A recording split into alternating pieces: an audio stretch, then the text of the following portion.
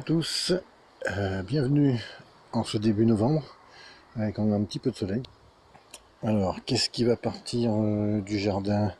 Les salades vont disparaître au fur et à mesure, les betteraves il m'en reste plus que 3 ou 4. Je vais coucher tous les haricots, ils sont en fin de vie, voilà, ça y est, c'est mort.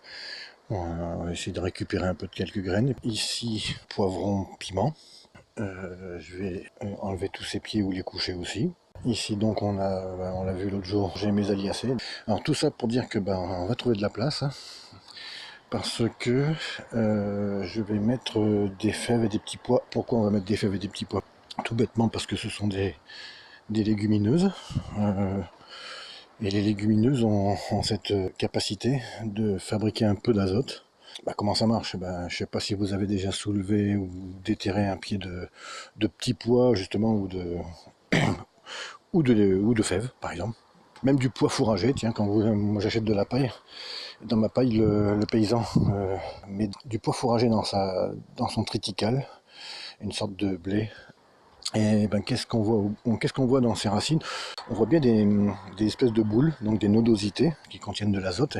Alors, comment ça marche? La fève fait de la photosynthèse avec ses feuilles, ça fabrique des sucres. Dans les petites boules qu'on a aux racines, il y a des bactéries, elles prennent du sucre que la plante lui donne, et en échange, elle envoie des acides aminés qui font de l'azote, voilà.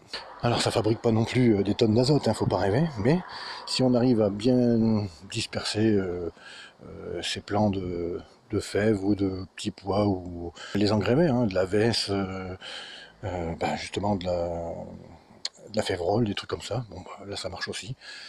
Il y en a qui produisent plus ou moins, j'ai tout ça, voilà, j'ai des pois nains kermesse, des pleins de paniers, ça s'appelle comme ça, j'y peux rien. J'ai aussi des pois mange-tout. Alors ça c'est Carobide mossane qui se plante en octobre et en novembre, pas de problème. On a des pois nains danonnés, et après on a les fèves. Alors les fèves, j'en ai pris au départ deux paquets de 250 grammes je pense. Comme c'était pas marqué combien de mètres carrés on pouvait faire avec ça, voilà. Alors, ça coûte 5 €. Et en fin de compte, moi j'ai compté à peu près 130 graines dedans, ce qui me faisait moi, de la façon dont je veux les planter, à peu près 5 mètres carrés. Donc 5 et 5, 10, ça faisait pas beaucoup. Donc j'ai retrouvé dans une autre jardinerie des gros paquets de fèves. Alors là j'avais des fèves d'Aguadulce et des fèves de Séville. Et du coup j'ai retrouvé que des fèves d'Aguadulce en gros paquets. Et c'est des paquets donc de 500 grammes, et du coup j'espère qu'il y aura le double de graines. Pour l'instant je suis focalisé sur ce carré que j'ai beaucoup exploité, ce U que j'ai beaucoup exploité cet été. Et là, entre les salades, les radis, j'arrêtais pas de cultiver différents trucs.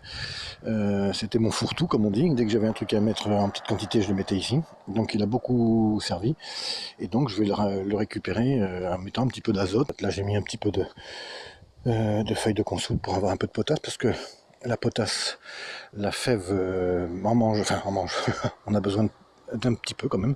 On peut mettre de la cendre de bois, ce qu'on veut, mais bon, moi j'ai de la consoude, je verrai bien ce que ça donne. Alors moi j'ai mon idée personnelle de comment planter les fèves. Il y en a qui les plantent en poquet, avec des lignes très éloignées. Et je vais faire un peu comme avec mes salades. Mes salades j'en ai mis tous les 20 cm, ça fait 4 mètres et 1 mètre, donc 20 en longueur, 5 en largeur, 5 x 20, 100. Donc j'ai mis, vous pouvez le voir, j'ai mis des graines tous les 20 cm. Voilà. J'en ai mis partout, évidemment. Là. Parce que là on en a 4 mètres carrés, voilà. Et là j'ai continué, et ça arrive jusque là. Alors j'en ai un peu plus de 5 mètres carrés, parce qu'il n'y en avait pas vraiment 125, il y en avait 132. Là j'ai planté les fèves d'Aguadulce, et là j'ai les fèves de Séville. Donc je vais mettre les fèves de Séville ici, voilà, et ça fera le reste. Donc ça me fera mon U complet. Alors les fèves, c'est des grosses graines on va dire, qui ont beaucoup de réserve. On peut le planter à 4 cm de profondeur, et avec 10 cm de paillage, c'est pas un problème. Comment je fais pour les planter? Je fais pas de sillon, je fais rien du tout. La fève, dans le devant il y a toujours une petite rainure noire. Et voilà, je mets mes fèves dans le sol comme ça, voilà, et je les enfonce. Voilà, j'appuie dessus et je referme. Voilà. Vous voyez, là je la mets droite. J'appuie dessus. Alors j'appuie dessus.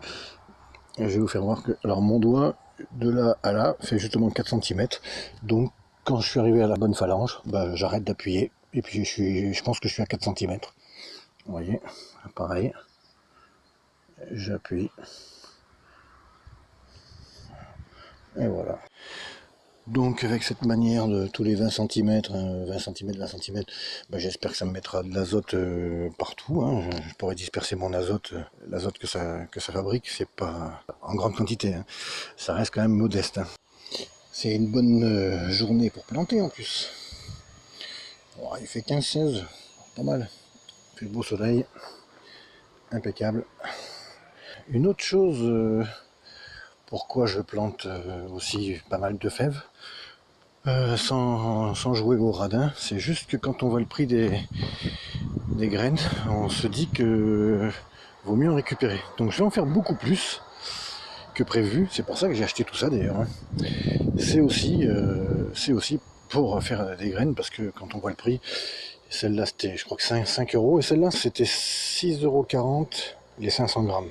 Là je viens de finir de les... Bah ça y est, hein, on n'en voit plus parce que elles sont enfoncées sous terre, ça y est. Je vous dis, hein, la première chose, c'est ça, que ça crée un peu d'azote dans le sol. La deuxième raison, ça fait de la biomasse à l'extérieur qu'on peut coucher. Ça fait un petit peu d'azote aussi quand ça se décompose. Et ça fait un peu de paillage aussi. 3, récupérer les graines. Voilà, hein, c'est 3 belles raisons. En 4, avoir une récolte, ça c'est pas le problème. Mais ça, on fait tout ça pour ça. Voilà, moi je vais continuer à faire l'autre morceau. Je vous dis, portez-vous bien et bonne journée. Bye bye.